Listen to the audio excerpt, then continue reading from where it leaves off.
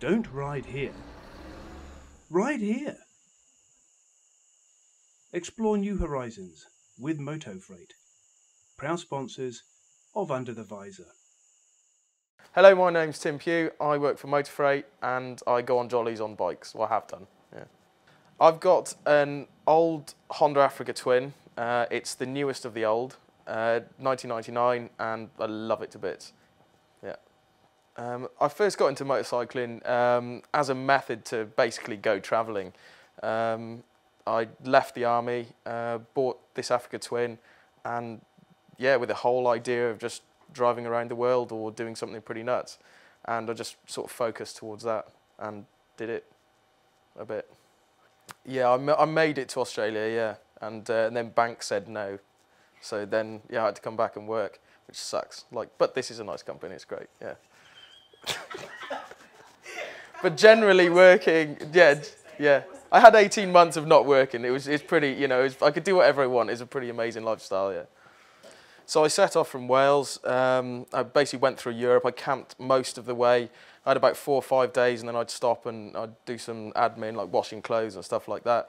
And then it was up to Estonia. I crossed half of Russia, and then down to Mongolia in Ulaanbaatar. It happened to be winter at the time. It was just the time I set off and just kind of dealt with it. I crossed the central Gobi Desert in Mongolia, which I'm quite proud of. Mongolians do it every day, but you know, yeah, minus 35, and that was interesting. That was really good. I wouldn't want to do it again, but yeah. And then so I flew the bike to Delhi in India.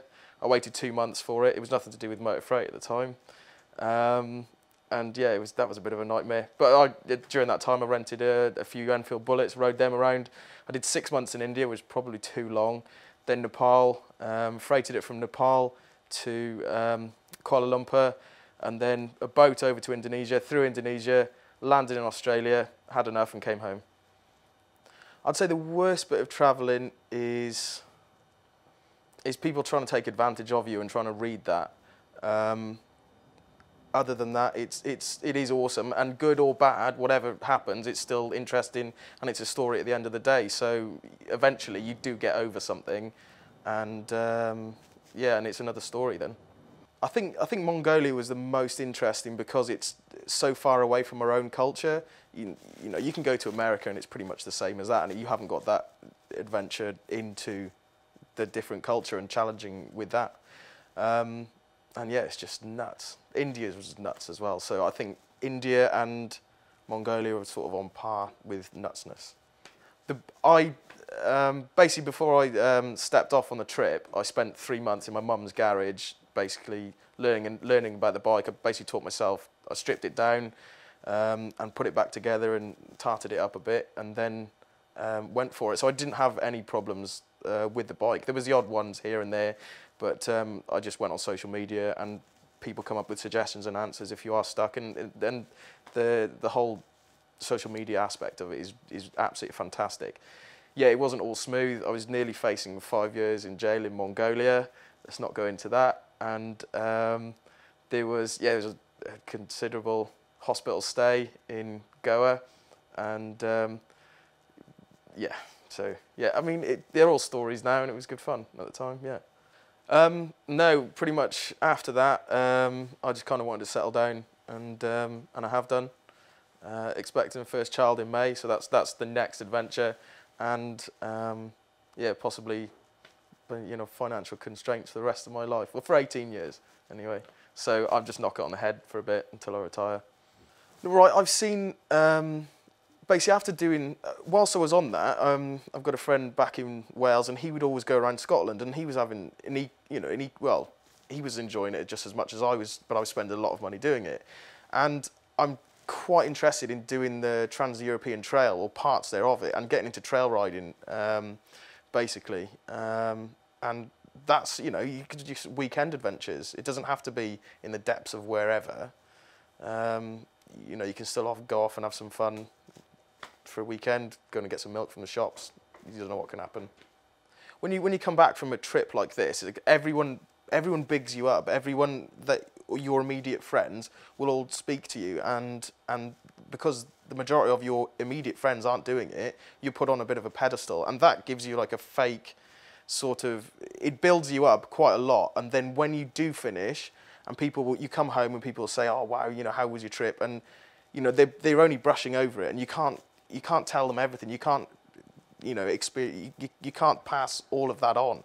And then there's a moment where it just dies, and then that's when the like post-trip blues kick in, and it's really difficult to deal with. I couldn't find a job for a bit. I didn't know what I wanted to do. I hadn't planned that far ahead. I just had this romantic notion of just ride off into the sunset, and then the sun sets, and then but I saw this job come up. It was on the doorstep, and it was ticking all the boxes, and yeah, it's good. It's really good.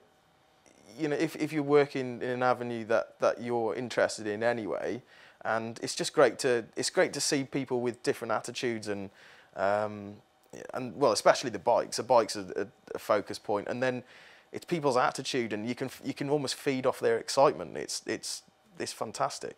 It really is. It's really nice where you just get lost. I'm creating a bike, and I'll just get lost talking to someone else who's messing about with their bike in the background, and probably not as much gets done as it should do, but it's just a great conversation anyway.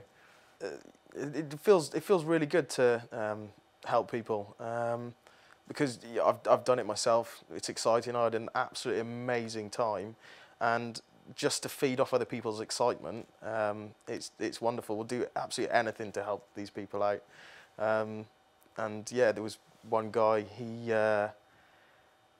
left his boots and he hadn't brought any trainers, so I made him some flip-flops out of some cardboard and string, and he wore it on a business class flight, which was all quite funny. I think one of the biggest lessons, honestly, that I learnt from travelling is that the romantic image, it's like the cowboy image, the romantic image of, you know, you're stuck in the middle of nowhere, you're rustling cows, you're lonely. That's got to be pretty grim, but there's still a romantic notion with it. When I was crossing Russia, I was just, you know, I just thought, wow, you know, crossing the Russian steppes. I thought, wow, yeah, brilliant. But actually, it was grim in times, and it was lonely. But then you do look back on it in a positive light, because it's something difficult that goes to define part of your character. Don't ride here. Ride here.